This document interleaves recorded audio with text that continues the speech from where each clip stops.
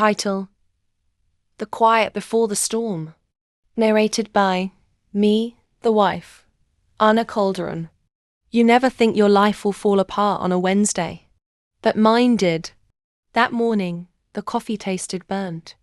The sun came up with a strange stillness. My husband David barely looked at me over breakfast. And my teenage daughter, Eliza, was locked in her room again, pretending I didn't exist.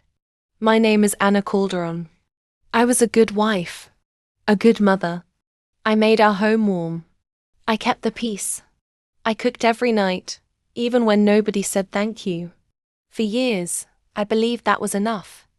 Until I found the letter. It was buried under a stack of David's work papers. Just a small, cream-colored envelope addressed to him in handwriting I didn't recognize. My fingers shook as I opened it. I miss you. Every night is lonelier than the last. Are you sure you can't leave her soon? Love. I stared at those words like they were written in fire. I didn't confront him right away. That's not my style. I'm the type who plans, who thinks, who survives. Instead, I smiled at him that evening when he walked through the door. I set the table for dinner. Roast chicken, his favorite, with rosemary potatoes. I poured him a glass of red wine and kissed his cheek like nothing had changed. Because if he could pretend, so could I. But inside me, a storm was building. Over the next few days, I played detective. Watched him. Took note of his sudden smiles at his phone. The new cologne he wore. The way he started locking his laptop. Her name was Marissa. She worked at his law firm. Younger, blonder, hungrier. The kind of woman who didn't carry stretch marks or worry lines. I imagined her sitting across from him at lunch, laughing too loud at his tired jokes. I imagined her touching his hand, gently, like I used to do when we were 23 and madly in love. 20 years. That's how long we've been married. 20 years of memories, holidays, heartbreaks, and laughter. Gone. Just like that.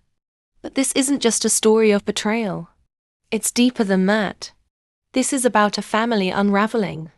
A wife rediscovering who she is beneath the titles of Mom and Mrs. Calderon.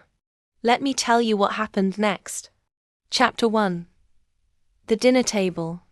It was a Sunday evening. The whole family sat around the table for once David. Me, Eliza, and our son Jamie. He's 12. Sweet boy. Still thinks the world is fair. David was halfway through a joke when I interrupted. Who's Marissa? I asked, calm as ice. The table fell silent. You could hear the clock ticking on the wall. David blinked. What? I said, who's Marissa? I repeated, slicing into my chicken. The one who writes you love letters. Jamie looked confused. Eliza dropped her fork. I don't know what you're talking about, David muttered. I turned to Eliza. Did you know your father's having an affair? Mom, she gasped, face turning red. Jamie dropped his fork. What's an affair? David stood. Anna, enough. No, David.